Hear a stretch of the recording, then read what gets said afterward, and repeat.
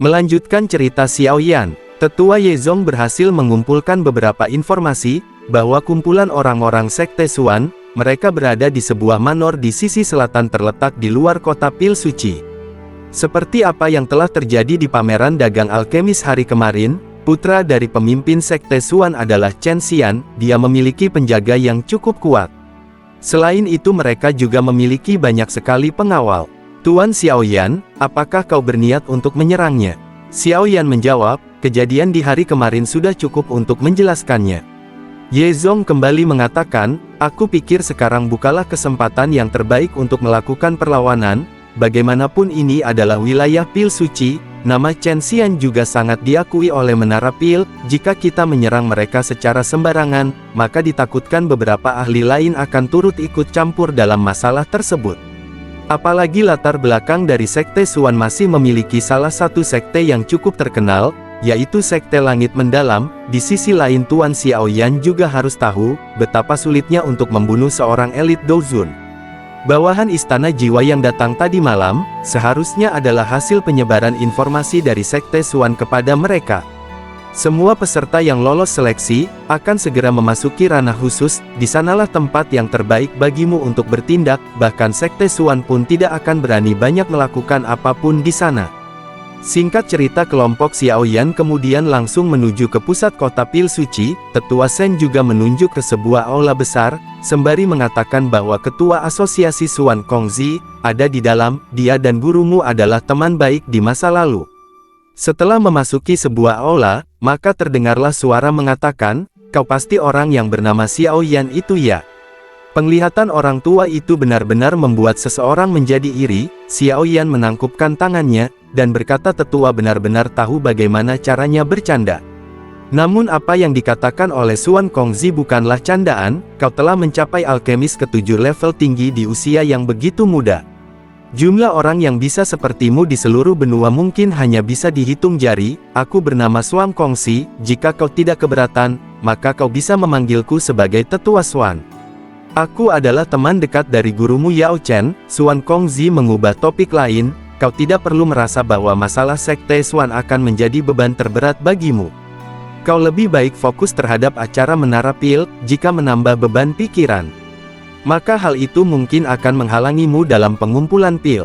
Di sisi lain utusan semalam yang datang menghampirimu, dia mampu menyembunyikan aura, serta penampilannya. Bahkan aku pun tidak mampu terlalu menjangkau tempat yang ditargetkan, karenanya aku bisa memastikan bahwa orang tua Istana Jiwa tersebut, merupakan tetua yang dihormati. Xiaoyan mengatakan, namanya adalah Mugu. Mendengarkan itu Xuan Kongzi berkata, pantas saja dia datang mencarimu. Tampaknya beberapa utusan Istana Jiwa sangat tidak mengizinkan orang lain untuk merasakan ketenangan pikiran. Apakah memang benar gurumu juga ditangkap oleh mereka? Orang tua itu selalu memiliki karakter yang suka akan kebebasan dan kemudahan. Dia biasanya memang tidak terlalu menyukai permasalahan pembentukan kelompok ataupun fraksi. Andai kata dia mendengarkan semua ucapanku di masa lalu, dan lebih memilih menjadi pemimpin besar di Menara Pil, maka mungkin sekarang dia tidak akan menjadi sasaran Istana Jiwa.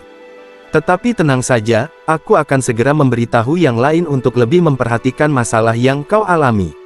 Di sisi lain sesegera mungkin akan memberitahu beberapa informasi yang berkaitan dengan Yao Chen.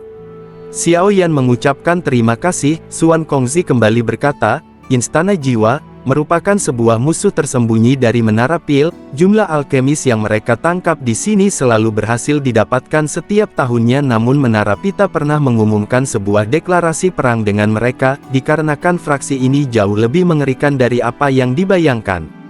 Tepat setelah mengatakan itu tiba-tiba saja pintu terbuka, 3 orang lantas melangkah masuk dan ternyata mereka adalah Chou Ying, dan Xuan, serta Song Qing. Ketiganya menyapa dan memberikan penghormatan kepada Xuan Kongzi. Chou Ying lantas mengenalkan Song Qing kepada Xiaoyan, bahwa dia adalah salah satu murid dari tetua pertama Menara Pil, sekaligus juga tetua termuda sekarang.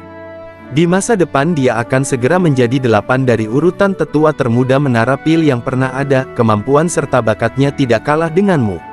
Xuan Kongzi melanjutkan, baiklah, karena semuanya sudah mengenal satu sama lain, maka tujuan utama aku memanggil kalian datang ke sini dikarenakan masih ada beberapa hari lagi sampai pemilihan menara pil dimulai. Terkait dengan hal itu, masalah terbesarnya terpusat pada api 3000 pembakaran yang berada di sini. Hal itu telah menarik cukup banyak fraksi di seluruh benua, bahkan Istana Jiwa pun sudah masuk untuk menargetkannya. Kehidupan dari api 3000 pembakaran sebenarnya telah disegel cukup lama, karenanya, terdapat sebuah dendam pribadi antara dia dan juga menara pil. Jika dilepaskan maka dipastikan makhluk tersebut akan menyerang sebagai bentuk perwujudan balas dendamnya. Tentu saja hal itu akan menyebabkan kerugian yang cukup fatal. Api 3000 pembakaran memiliki kecerdasan yang tak terbataskan, ia juga sangat liar serta sulit untuk dijinakan, bahkan menara pil kami telah menggunakan semua daya upaya untuk menaklukkannya. Tetapi malah semua kekuatan itu mampu dihilangkan olehnya dalam sekejap mata. Karenanya sampai sekarang tidak ada yang mampu menahannya, sebab itulah, kita harus memikirkan serta menyelesaikan masalah ini secepat mungkin. Di sisi lain, kabar buruknya target utama dari Istana Jiwa adalah untuk menangkap api 3000 pembakaran. Tetapi jika mereka gagal melakukannya maka mungkin mereka akan melakukan kelicikan dengan menghancurkan segel yang ditanamkan, sehingga makhluk itu akan terlepas untuk mengobrak-abrik kota pil suci. Karenanya, aku sangat berharap kepada kalian, untuk bisa membantu menghentikan Istana Jiwa, demi mendapatkan api 3000 pembakaran tersebut. Cao Ying lalu bertanya, Guru, karena kau takut pada Istana Jiwa, lantas mengapa kau tidak melarang mereka untuk ikut berpartisipasi dalam acara nantinya? Xuan Kongzi menjawab, bukan masalah itu, tapi pertama, kita tidak tahu persis siapa di antara para alkemis yang bergabung dalam acara nanti, yang merupakan utusan mereka. Bahkan meskipun kita tahu, tidak mungkin juga bagi kita untuk mencari-cari alasan demi menghentikannya, karena aturan dari pengumpulan pil ini sudah diturunkan dari generasi ke generasi. Selama seorang anak memiliki kualifikasi untuk bergabung, maka berhak bagi mereka untuk mengikutinya.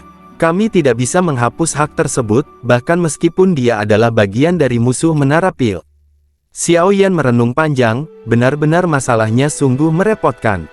Xuan Kongzi kembali melanjutkan, masih ada 7 hari sebelum penyeleksian dimulai, karenanya kalian harus berusaha sebaik mungkin untuk tetap berada di menara pil, dikarenakan dalam periode waktu yang telah kusebutkan, orang Istana Jiwa mungkin secara diam-diam akan segera menggunakan beberapa taktik mereka untuk menduduki tempat juara.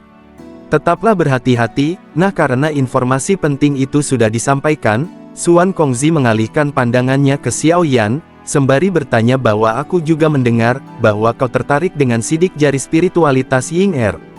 Ambillah gulungan ini, serta pelajarilah dengan baik, meskipun jejak tangan spiritual yang kau dambakan itu bukanlah sebuah teknik tingkat tinggi, tetapi dia merupakan barang yang sangat langka di dunia luar. Xiao Yan menerima gulungan kecil tersebut, dan segera menyimpannya ke dalam cincin penyimpanan, sembari mengucapkan terima kasih. Singkatnya setelah keluar dari aula pertemuan, Cao Ying memintanya agar dirinya berbicara empat mata, dikarenakan sekaranglah waktu yang tepat untuk mengatakan sesuatu. Namun sayang Xiao Yan tidak tertarik, dia masih memiliki banyak urusan yang harus dilakukan, di sisi lain berlatih merupakan pilihan yang tepat baginya, karenanya mungkin di lain waktu serta ada kesempatan Xiao Yan akan berbicara dengannya. Kepergian Xiao Yan membuat Cao Ying tersenyum dengan daya pikat, ini adalah kali pertama dirinya ditolak oleh seorang lelaki, sungguh menarik, pemuda ini sangat menyenangkan diajak untuk bermain.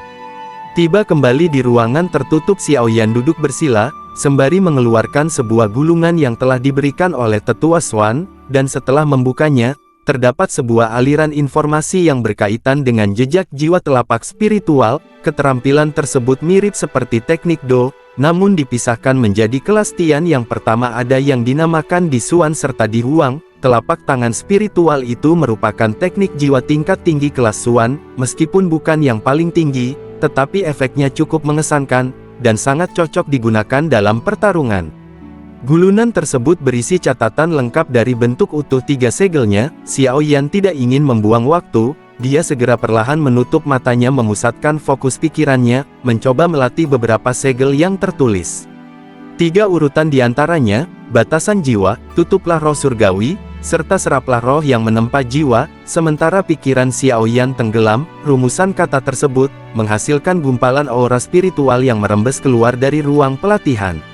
Sampai singkat cerita selama 7 hari mendatang, Xiaoyan segera membuka matanya.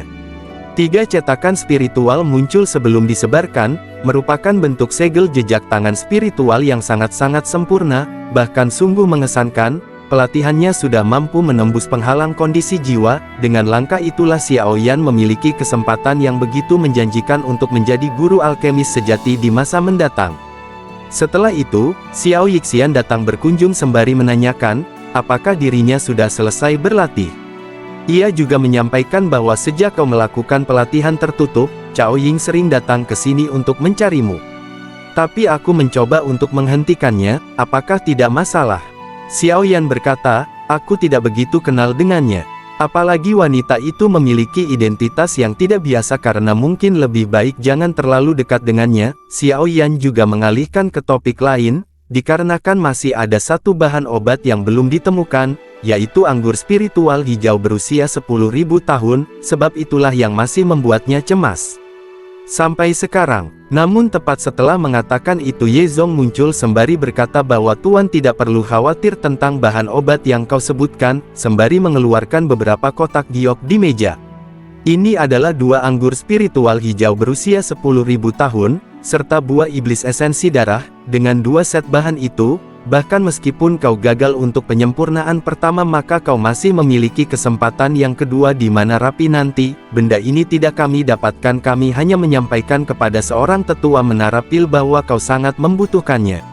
Xiaoyan bergumam dalam hati, pasti ini adalah bantuan dari ketua Xuan Kongzi. Budi jasanya sungguh patut untuk dibalaskan di masa depan. Namun Ye Zong kembali berpesan bahwa jumlah orang yang berpartisipasi dalam menara pil musim ini memiliki jumlah terbesar sepanjang sejarah. Beberapa pesaing yang tak terhitung jumlahnya akan memenuhi beberapa tempat. Itu semua dikarenakan hadiahnya cukup berharga, yaitu api 3000 pembakaran. Xiaoyan mengerti, ini juga merupakan kesempatan untuk meningkatkan kekuatannya, dan dia tidak ragu sedikit pun dikarenakan gurunya pun pernah menjadi juara pertama kala itu. Hari ini pun sama, dia juga akan mengukir sejarah kedua, dan tidak akan mempermalukan mama gurunya. Jangan lupa subscribe ya guys.